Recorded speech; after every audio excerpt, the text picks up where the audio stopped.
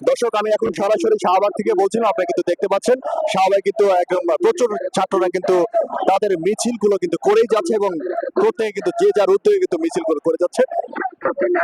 একজন কিন্তু কথাগুলো বলছেন, প্রত্যেকে কিন্তু তার সাথে সেই একই কথাগুলো বলে রিপিট করে কিন্তু আন্দোলনটা কিন্তু চালিয়ে যাচ্ছে, দেখতে পাচ্ছেন।